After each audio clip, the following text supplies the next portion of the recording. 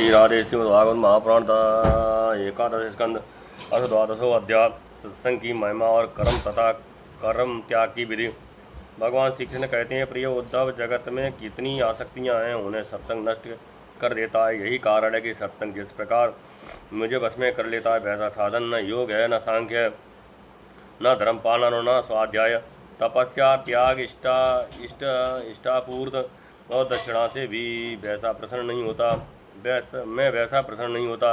कहाँ तक कहूँ, व्रत, यज्ञ, वेद, तीर्थ और यम नियम भी संयम के समान मुझे वश में करने में समर्थ नहीं है। निष्पाप उद्धव जी, ये एक युग की नहीं, सभी युगों की एक सी बात है। सत्संग के द्वारा ये दैत्य, राक्षस, पशु, पक्षी, गंधर्व, अप्सरा, नाग, सिद्ध, चारण, गायक और विद्याधरों को मेरी प्राप्त हुई है।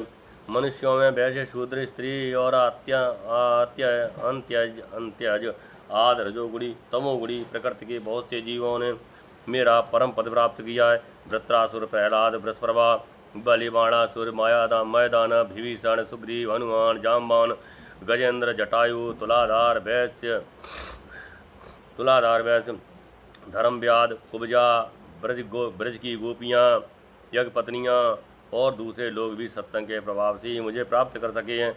उन लोगों ने ना तो वेदों का स्वाध्याय किया था और न विधिपूर्वक महापुरुषों की उपासना की थी। इसी प्रकार उन्होंने कृच्छ्रायण आदि व्रत और कोई तपस्या भी नहीं की थी। बस केवल सत्संग के प्रभाव से ही वे मुझे प्राप्त हो गए।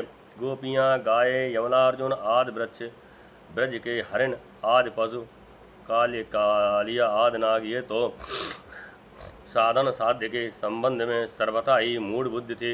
इतने ही नहीं, ऐसे और भी बहुत हो गए हैं जिन्होंने केवल प्रेम पूर्ण भाव के द्वारा ही अनायास मेरी प्राप्त कर ली और कृतकृत्य हो गए। वो तब बड़े बड़े प्रयत्नशील साधक योग, संख्या, दान, व्रत, तपस्या, यज्ञ, स्तुतियों की व्याख्या, स्वाध्याय और संन्यास आदि साधनों के द्वारा मुझे नहीं प्राप्त कर सकते, परंतु सत्संग के द्वारा तो मैं अत्यंत सुलभ हो जाता हूँ। उद्धव, जिस समय अक्रूर जी भैया बलराम जी के साथ मुझे ब्रज से मथुरा ले आए, उस समय गोपियों का हृदय गाढ़ प्रेम के कारण मेरे अनुराग के रंग में रंगा हुआ था और मेरी वियोग की तीव्र व्याध से वे व्याकुल हो रही थी और मेरे अतिरिक्त कोई भी दूसरी वस्तु उन्हें सुख कारक नहीं जान पड़ती थी। तुम जानते हो कि मैं ही उनका एकमात्र प्रियतम हूँ।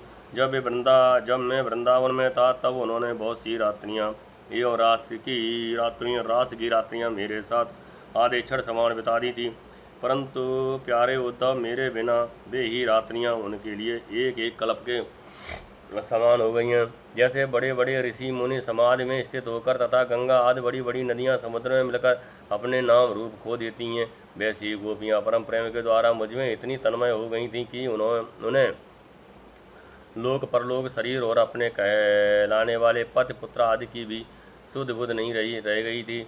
उद्धव, उन गोपियों में बहुत सी तो ऐसी थीं जो मेरे वास्तविक स्वरूप को नहीं जानती थीं। वे मुझे भगवान न जानकर केवल प्रियतम ही समझती थी। जार भाव से मुझसे मिलने की आकांक्षा किया करती थी। उन साधनहीन सैकड़ों हजारों अबलाओं ने केवल संग के प्रवास से ही मुझ परम ब्रह्म परमात्मा को प्राप्त कर लिया। इसलिए उद्धव, तुम श्रुति स्मृत, विधि निमेष, विवृत निवृत्त और सुनने योग्य तथा सुने हुए विषय का भी परित्याग करके सर्वत्र मेरी ही भावना करते हुए समस्त प्राणियों के आत्मस्वरूप मुझ एक की ही शरण संपूर्ण रूप से ग्रहण करो, क्योंकि मेरे शरण में आ जाने से तुम सर्वथा निर्भय हो जाओगे। उद्धव जी ने कहा, सनकाद योगीश्वरों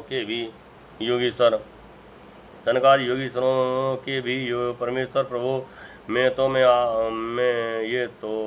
आपका उद्देश्य सुन रहा हूँ, परंतु इससे मेरे मन का संदेह मिट नहीं रहा है। मुझे स्वधर्म पालन करना चाहिए या सब कुछ छोड़कर आपकी शरण ग्रहण करनी चाहिए? मेरा मन इस दुविधा में लटक रहा है।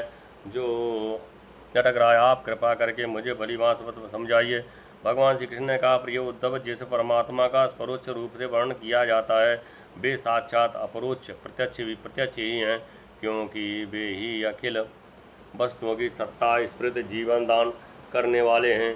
वे ही पहले अनाहत नाथ स्वरूप परावाणी नामक प्राण के साथ मूलाधार चक्र में प्रवेश करते हैं।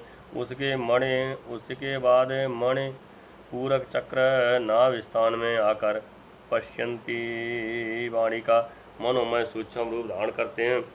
तदनंतर कंठ देश में स्थित विशुद्ध नामक चक्र में आते हैं और वहाँ मध्यमा वाणी के रूप में व्यक्त होते हैं। फिर क्रमशः मुख में आकर ह्रस्व दीर्घ आदि मात्रा, उत्तात अनुदात आदि स्वर तथा ककर आदि वर्ण रूप स्थूल वैखरी वाणी का रूप ग्रहण कर लेते हैं। अगिन आकाश में ऊष्मा अथवा विद्युत के रूप में अव्यक्त रूप में स्थित है।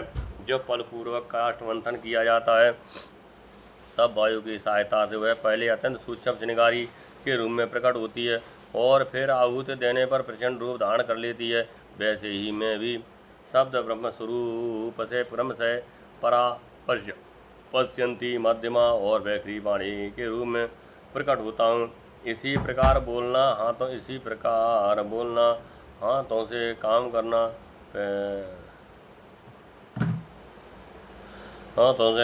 पैरों से चलना, मूत्रेंद्रिय तथा गुदा से मल मूत्र त्यागना, सूंघना, चखना, देखना, छूना, सुनना, मन से संकल्प विकल्प करना, बुद्धि से समझना, अहंकार के द्वारा अभिमान करना, मैं तत्व के रूप में सबका ताना बाना बुनना तथा सत्व गुण, रजोगुण, तमोगुण सारे विकार कहाँ तक कहूँ, समस्त कर्ता करण और कर्म मेरी ही है अभिव्यक्तियाँ हैं।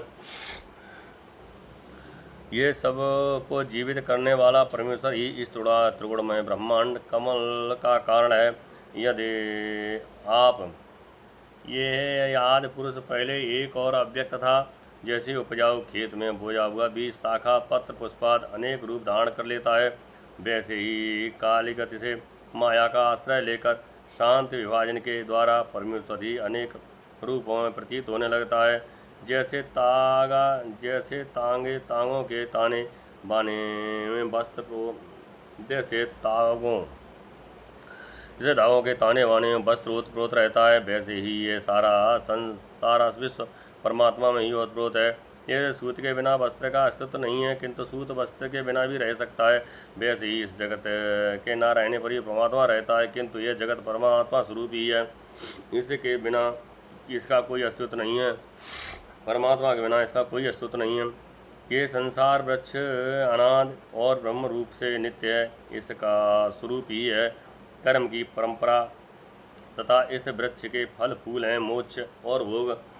यह संसार वृक्ष के दो बीज हैं, पाप और पुण्य, असंख्य वासनाएं हैं जड़ें और तीन गुण हैं तने और तीन गुण तने हैं।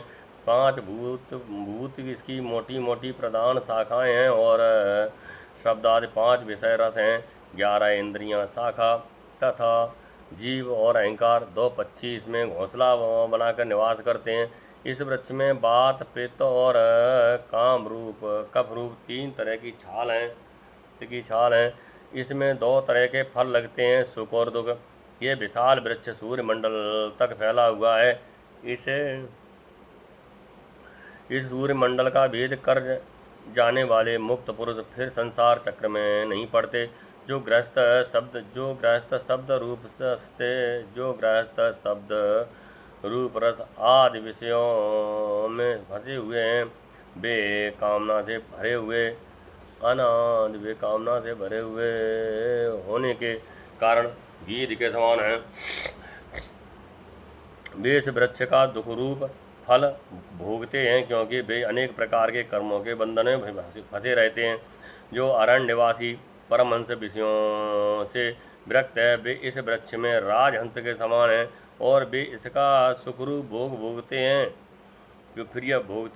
प्रिय उद्धव, वास्तव में मैं एक ही हूँ। ये मेरा जो अनेकों प्रकार का स्वरूप है, ये तो केवल मायामय है।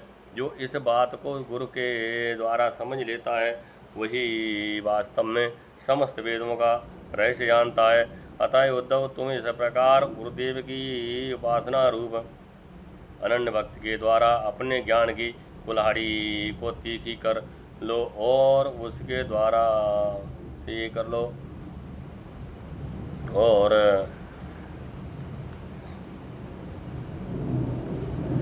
और उसके द्वारा धैर्य और सावधानी से जीव भाव को काट डालो।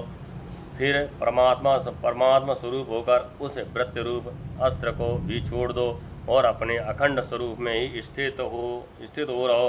इस श्रीमद्भागवते महापुराणे प्रवंसायां संहितायां एकादश स्कंदे द्वादशो अध्याय। जय जय श्री राधे।